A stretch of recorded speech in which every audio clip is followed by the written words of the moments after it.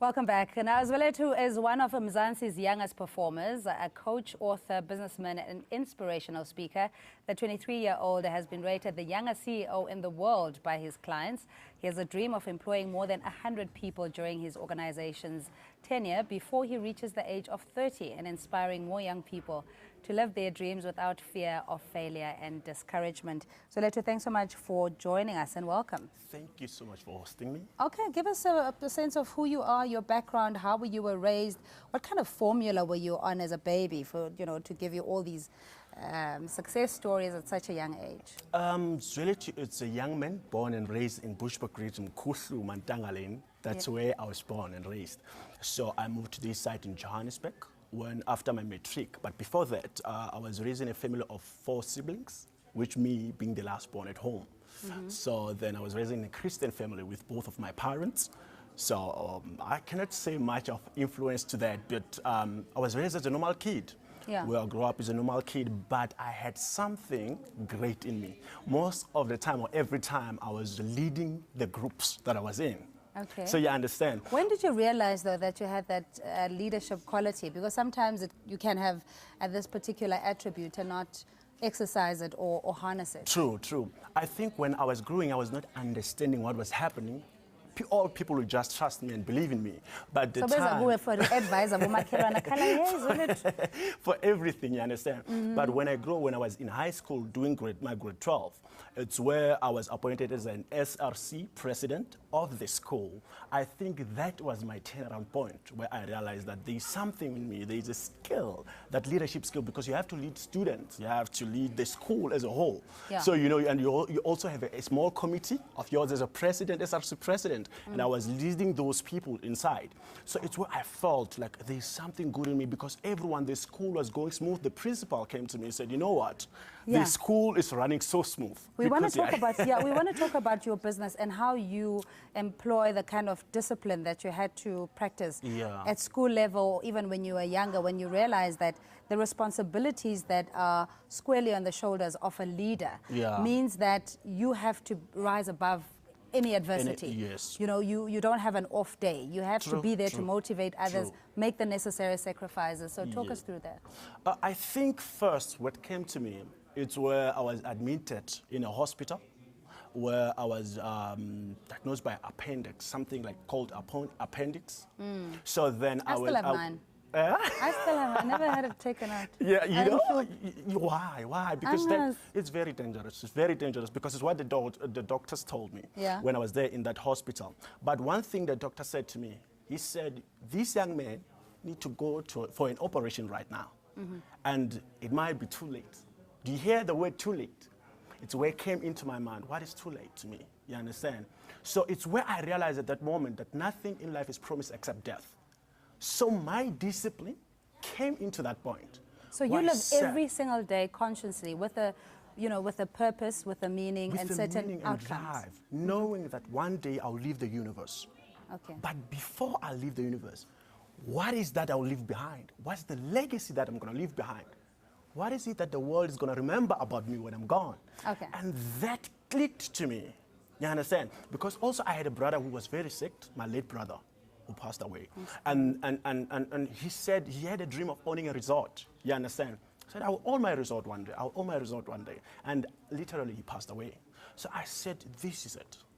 So how do you deal with those dreams deferred? And I don't know if this is your motivation because you have a fear of not realizing your dreams while you're still on this earth. When I'm still alive. Okay, so then what steps did you put in place to ensure that you attain those goals? Because we can all dream all day. True. But it just becomes a wish if you don't put it into You understand? Because one person say that dreams without goals, it's just a wish. Just we are wishing. But I had goals in place. You understand? And I had a clear. I have laws that I live by. The law of clarity.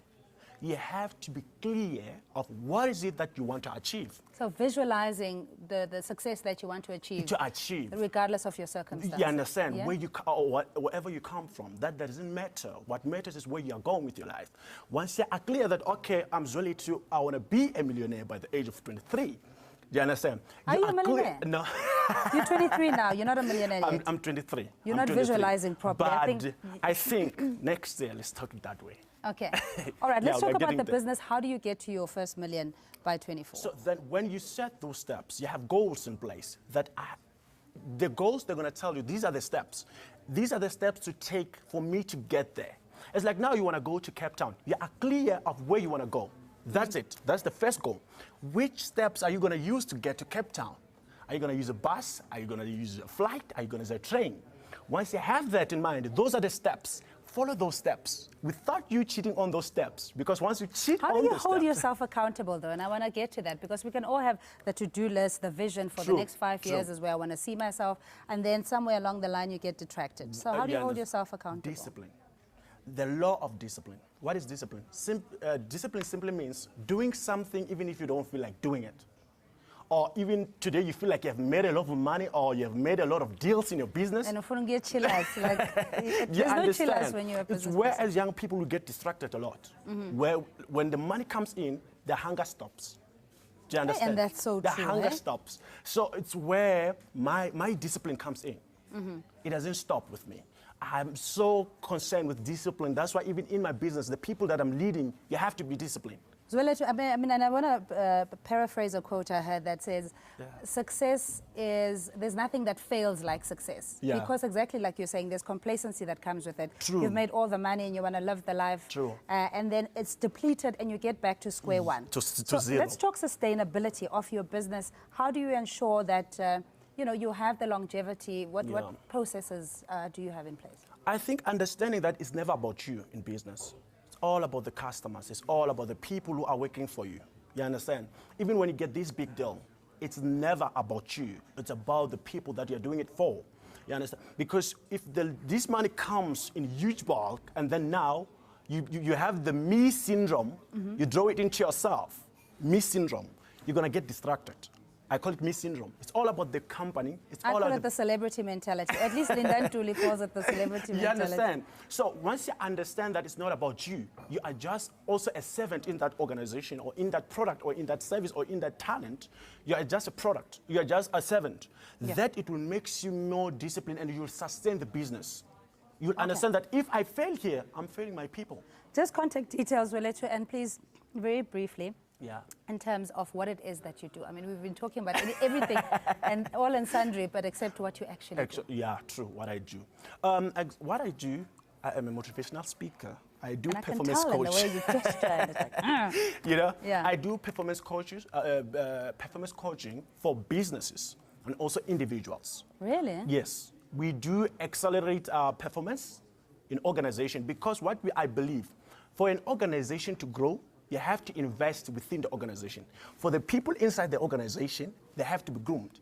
They have to be trained and they have to be motivated. And when they're motivated, they're happy. And when they're happy, the business is happy too. And so salaries don't make you happy? No, not at all. Income doesn't make you happy? Even if they can give you like millions, you'll never be happy. Okay. But if you're passionate about what you do, you are happy, you are successful. Once you find that passion in your life, what is it that you love? I ask a lot of people. Once you can find that, you can change that into profit. You can I just love being on TV. Yes, because you've been here for years. You've been here for years. Trust me. Modesty, yeah. And this makes you happy. Even if they can give you hours, you will not even feel the pain. It's just fun. Yeah. It's what I believe. Okay. So when I'm inside the organization, I make sure that these people inside those organizations, they find something of value that they love doing. Okay. You understand? When we channel them inside the organization. Tell us some of your clients and the success stories. How did you turn around a certain business that was struggling to where it is now? I can start with Founders Placement. It was a recruitment big company and a development company. So now what they were facing there, it was because, you know, when you hire people, you forget this as a CEO, as an employer, or as a manager. You forget this. You hire these people because they are your friends, because they are your family members in your business. Hey? And when that is happening now, they're no longer performing. It's not what they're passionate about inside that work. And the company is going down. You understand? They're failing financially. Customer service is very bad. And when I went in, I said to the guy, let's fix this thing first, the roots. Let's remove the people who are not here because of passion. They're here because of paycheck. and find the people who are passionate about this kind of job. So it's trimming the fat, as it were. So, Zwelethu, I'm so sorry that we're out of time, No. but we'll post your details on our website. So that's Zwelethu Mambane, a young, successful entrepreneur, as we celebrate and commemorate Youth Month. But that's pretty much it for the show today. Thanks indeed, as always, for watching. We enjoy having your company. Thanks for making the calls. From myself and the crew, be abundantly blessed.